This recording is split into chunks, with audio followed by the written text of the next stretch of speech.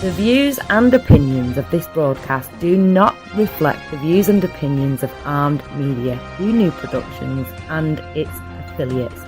Enjoy the show. Laugh like the sun always shines, spreading will, fun times, and there's always something to remember, always something to consider.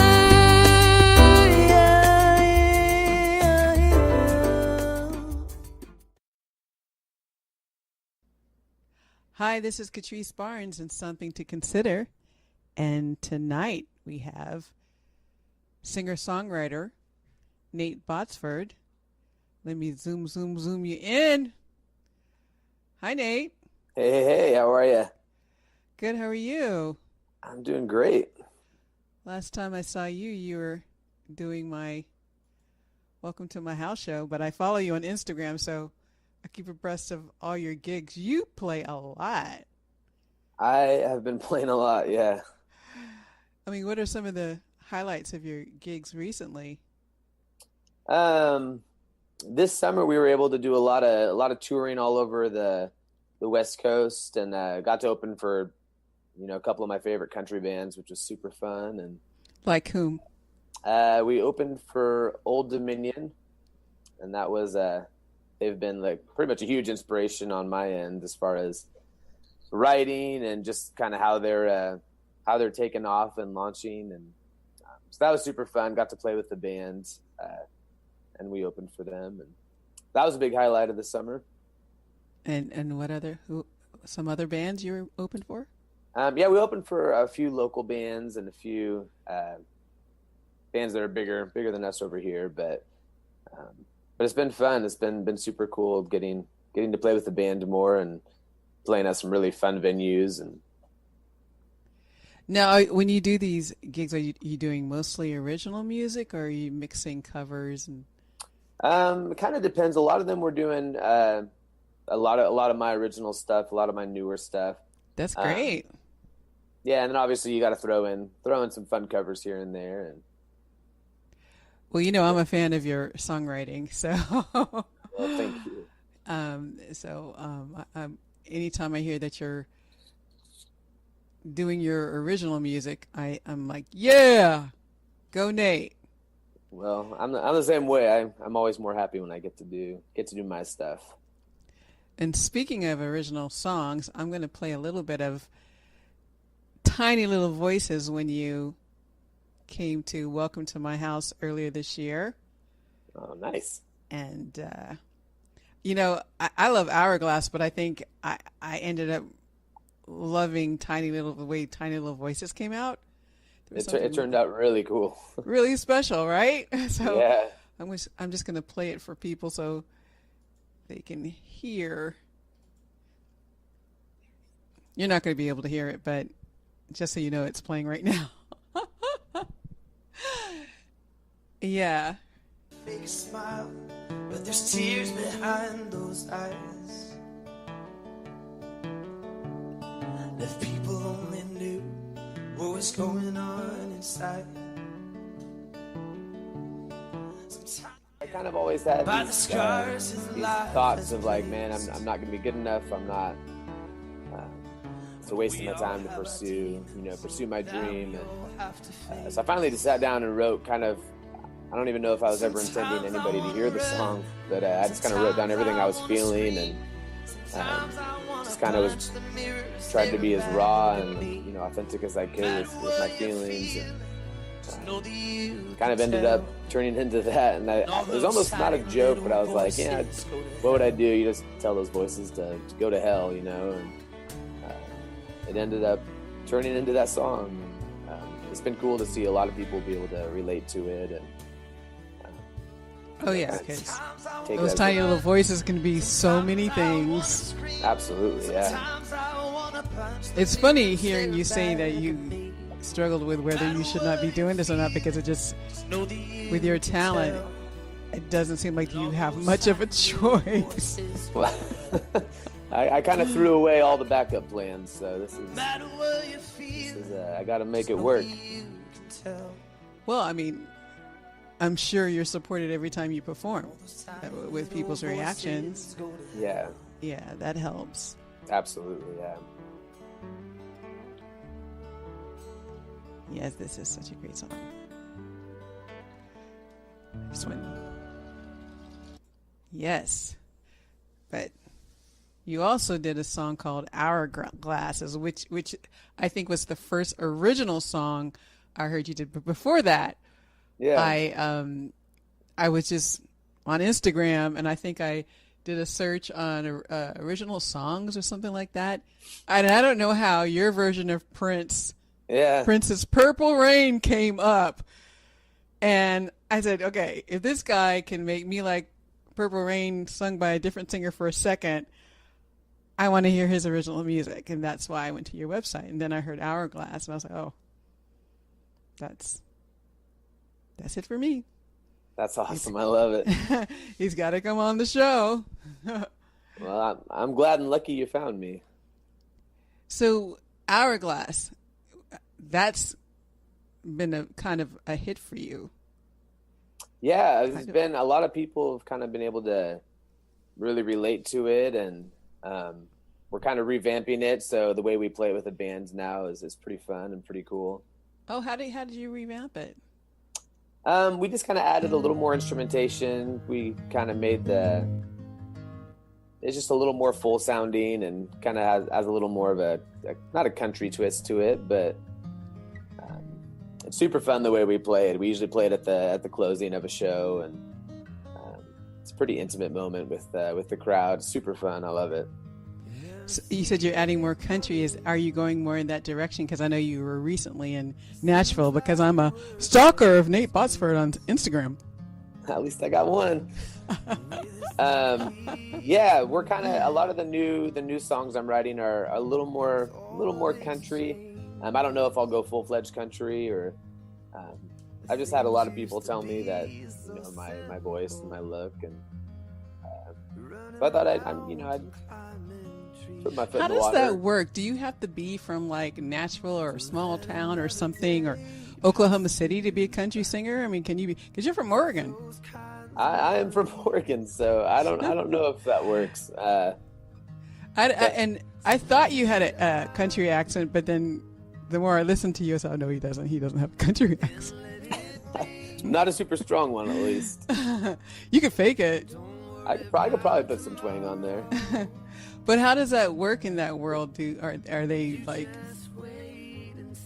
Do they say kind of turn their noses up or away from people who don't have that, say, organic country background? Yeah. I feel like the more I've kind of researched it and looked at it, country is just so broad and diverse right now that there's so many different styles now within just country alone. And so I feel like they're pretty open. I feel like they want songs that are authentic and good and relatable and good quality. Obviously, I mean, we'll find out. I haven't launched the new album yet, but so you don't need to be like growing up poor and I don't think so. I mean, at least Georgia. I hope not. Well, you have the look of a country artist. I mean, I don't know if that helps. Well, thank you. I'll take it. I mean, what other category would you... I remember you said folk pop. Is that a category? Yeah, I don't know. I mean, folk, little rock folk country or country folk. Country, yeah. I mean, one of the problems I have with today's industry is like, where do you play people like that who don't fit in, say, the radio formats? It's like, okay, say you do a record like country folk and it's really good. Where do you get played? Yeah, I feel like you really gotta, if you're going country, you gotta just do stuff that'll appeal to like country radio, to the online country stations and stuff like that. And, so are you doing songs about beer now? I'm trying to think if I threw... Or booze? Not yet. No, I mean, I don't know if I've gone that far country yet. Right now, it's just songs about heartbreak, love, and all that fun stuff. I mean, it seems like everybody has to have some kind of beer song or pickup truck. Their truck. So, yeah, we gotta have. I mean, especially since all I drink is country beer, so I feel like I gotta find. Oh, you do drink country beer. I do. All I do is I just drink Coors Light. Well, that makes you a legit country artist, in my opinion. I think you're right about that. I might quote you on that. Do you have a pickup truck? I don't have a truck. That's next on the agenda. That should be next. Just an old 1970 Ford pickup truck. So if you get the truck, you drink Coors Light, and you write good songs, ain't nobody gonna argue with you. They just said he was misplaced, but he's one of us. He's one of us. Exactly. He found his way home. So who have you been writing with in Nashville?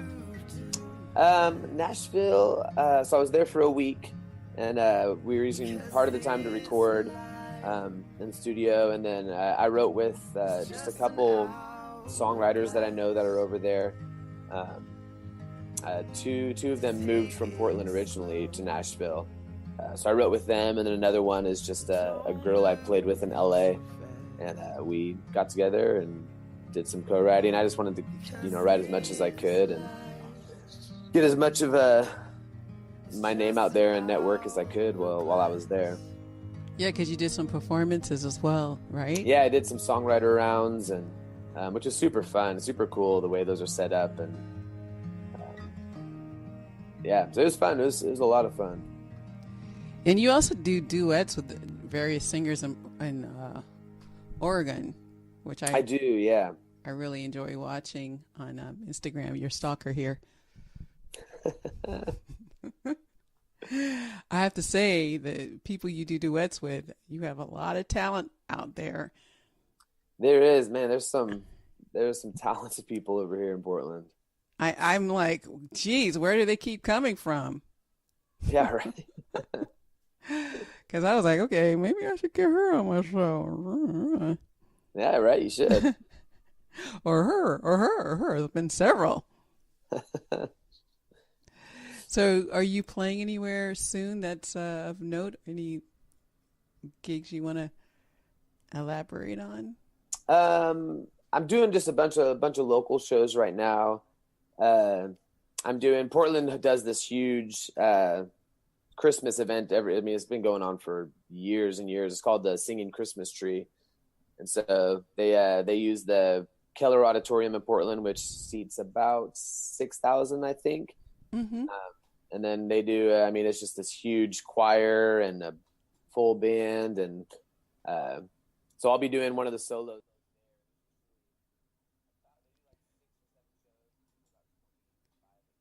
Will show up.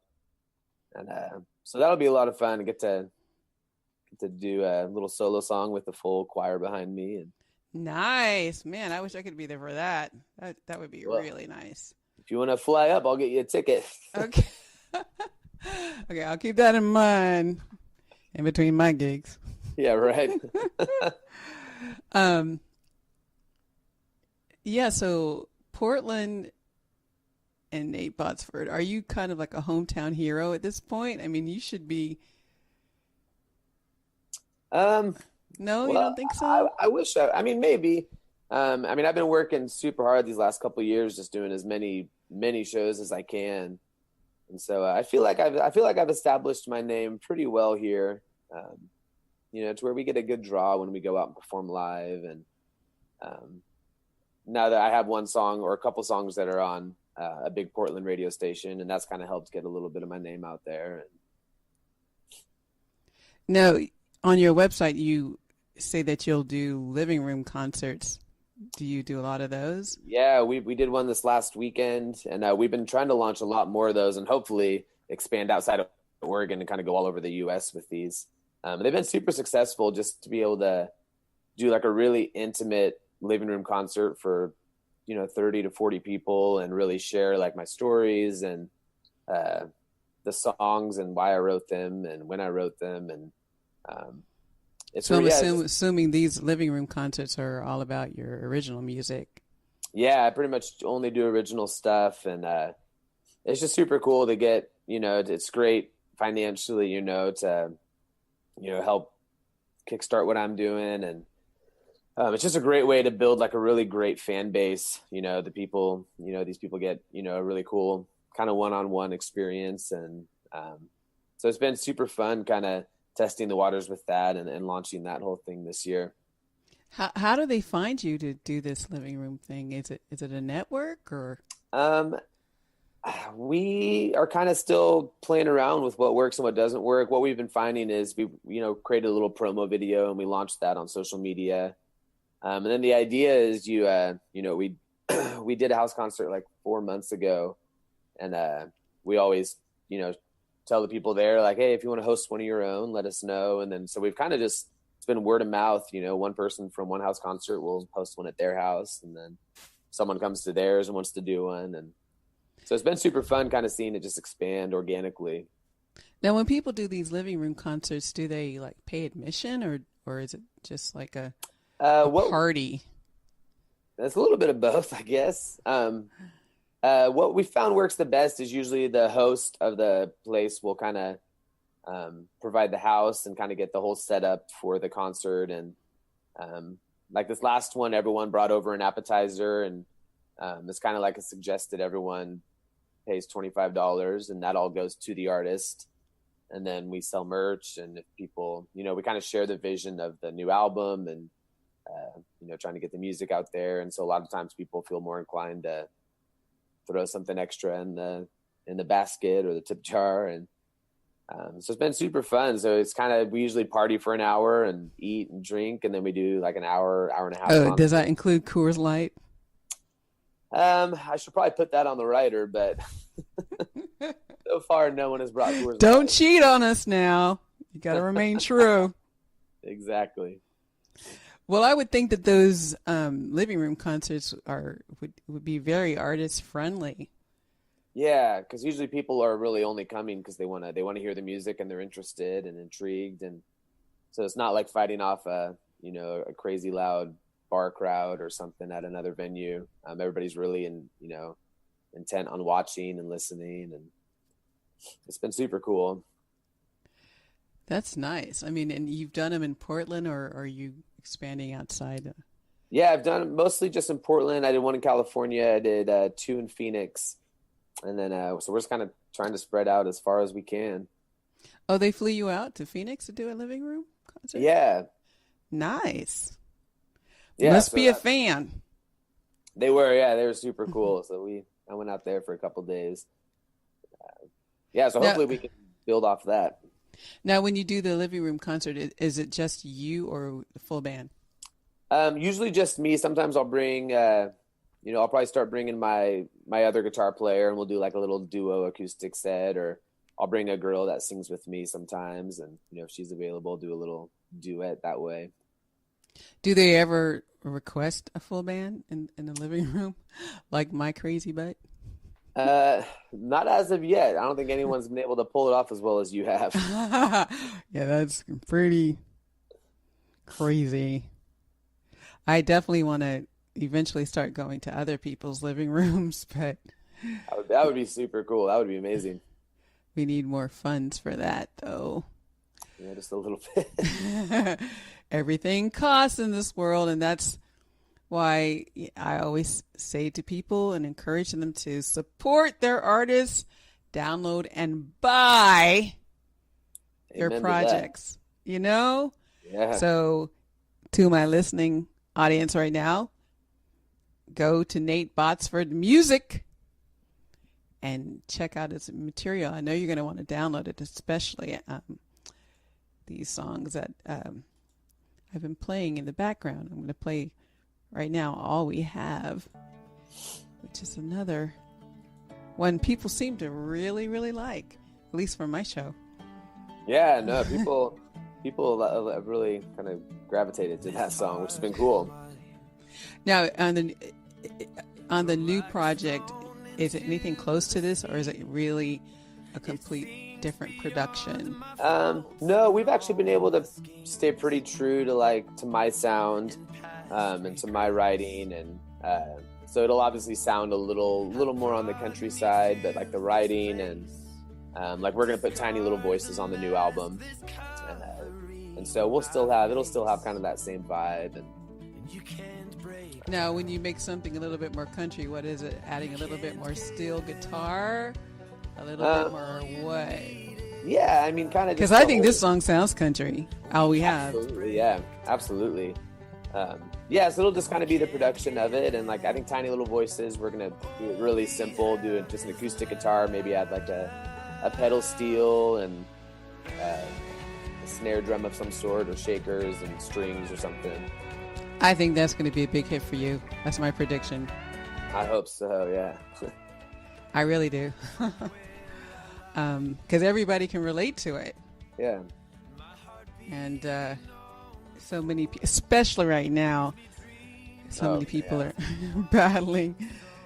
You know, even if it's the demons of just having to cope with what's going on in the world and the instability of it all.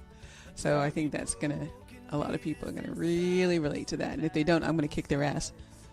Good, I'm gonna hold you to that. One at a time. Everybody who doesn't relate to this song, your ass is getting kicked. So any other news you want to share?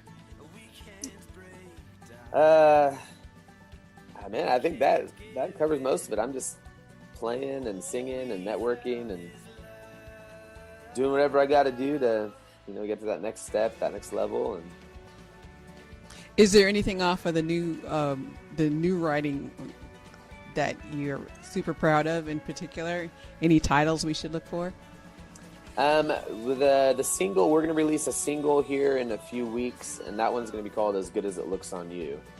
Okay, and what's that about? Well, so I fell in love with a girl earlier this year. That's news. Yeah, well, yeah, it doesn't end up well. Oh. But she wanted me to write a song for her, so I wrote her a song, and then right as I finished it, before I played it for her, she broke things off. So. Oops. Yeah. So now you have to live with the song and make a lot of money. Now I got to live with the song, but I'm excited. I think it's going to turn out really good. So it'll be the single we release, and I'll just have to have that. Does it feel weird that like to hear the song knowing that you wrote it for her, or are you just like whatever?